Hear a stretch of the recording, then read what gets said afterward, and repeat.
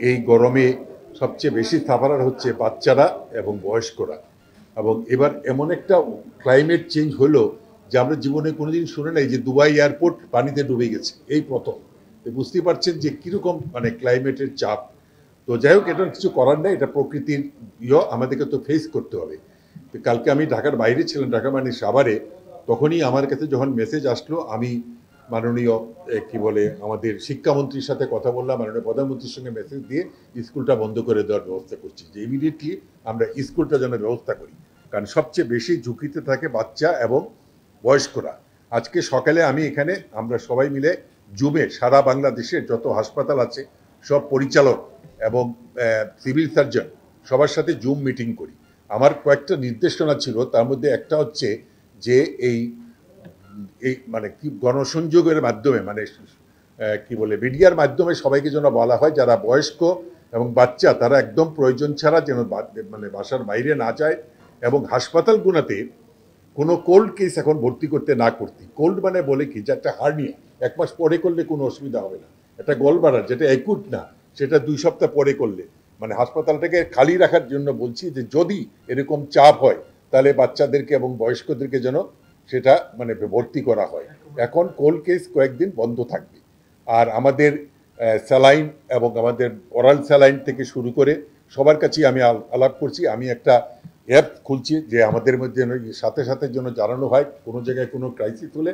আমরা এটা এখন পর্যন্ত আমি মনে করি আমাদের কন্ট্রোলে আছে, তবে প্রকৃতির সাথে তো আমাদের কারো হাত নাই, এটা আমরা মেনে নিতে হবে এবং এটাকে মেনেই আমাদের চলতে হবে।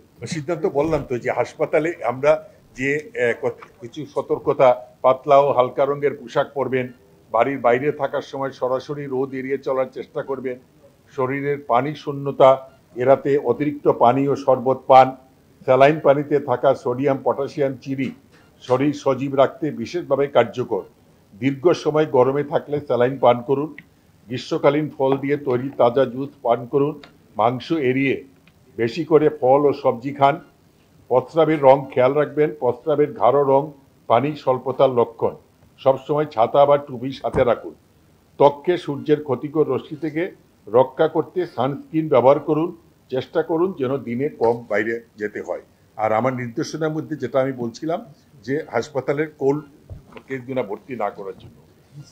আর হিট স্ট্রোক যেটা হয় সেটা লক্ষণগুলো হচ্ছে শরীরের তাপমাত্রা দ্রুত বেড়ে যায়, হঠাৎ করে তাপমাত্রা বেড়ে যায়, গরমে অচেতন হয়ে যাওয়া, মাথা ঘোরা, তীব্র মাথা ব্যথা, ঘাম কমে যাওয়া, ত্বক গরম ও শুষ্ক হয়ে যাওয়া, শারীরিক দুর্বলতা ও পেশিতে টান অনুভব করা, বমি হওয়া, হৃদস্পন্দন বেড়ে যাওয়া, শ্বাসকষ্ট, মানসিক বিভ্রম, খিচুড়ি, এই মেসেজগুলো আমরা পাঠিয়ে দিয়েছি।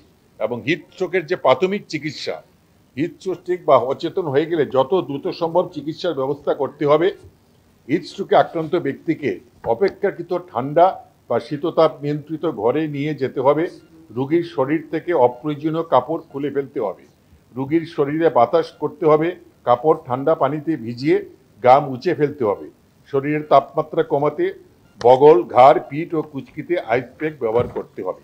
এই নির্দেশনা আমরা সারা দেশে প্রত্যেকটা হাসপাতালে আমরা ছড়িয়ে দিয়েছি।